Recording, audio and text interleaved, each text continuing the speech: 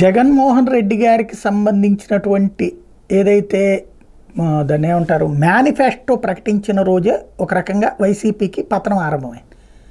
చాలా ఎక్స్పెక్ట్ చేశారు ప్రజలు.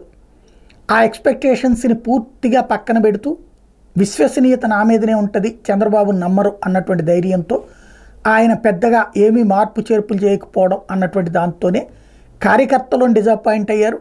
మిగతా వాళ్ళందరూ అసంతృప్తికి లోనయ్యారు. అది ఒక రకంగా పెద్ద మైనస్ అయింది.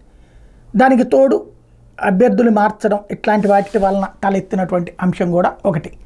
ఇవి పక్కన పెడితే జగన్మోహన్ రెడ్డి మాత్రం విజయం ఖాయమంటూ ఆ తర్వాత ఐప్యాక్ దగ్గరకు వచ్చి రెండో రోజున లెక్కలు కట్టి గ్యారంటీగా మనమే గెలవబోతున్నాం అని చెప్పుకొచ్చారు.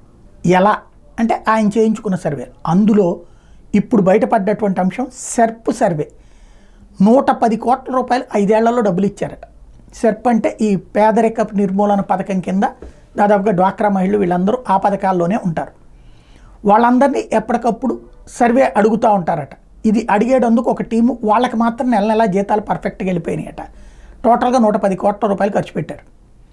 వాళ్ళు అందులో పేదరిక నిర్మూలన అంటే పేద మహిళలు, వాళ్ళ పాయింటే సర్వేగా ఎప్పటికప్పుడు జగన్మోహన్ రెడ్డి గారి ముందు పెడుతుంటారు. ఆయన అది నమ్మేస్తున్నారు. ఇదే అతిపెద్ద సమస్య. ప్రభుత్వం చేయించే సర్వేకి ప్రభుత్వంలో పనిచేసే ఉద్యోగులు ఎవరైనా నెగిటివ్గా చెప్తారా? లేదా ప్రభుత్వం దగ్గర ప్రయోజనం పొందుతున్నటువంటి వాళ్ళు నెగిటివ్గా చెప్తారా? సూపర్ ఇంకా కావాలంటారు. కానీ ఆ సర్వేల్ని నమ్ముకుని జగన్మోహన్ రెడ్డి దెబ్బతిన్నారన్నట్టు ఇప్పుడు బయటపడుతోంది.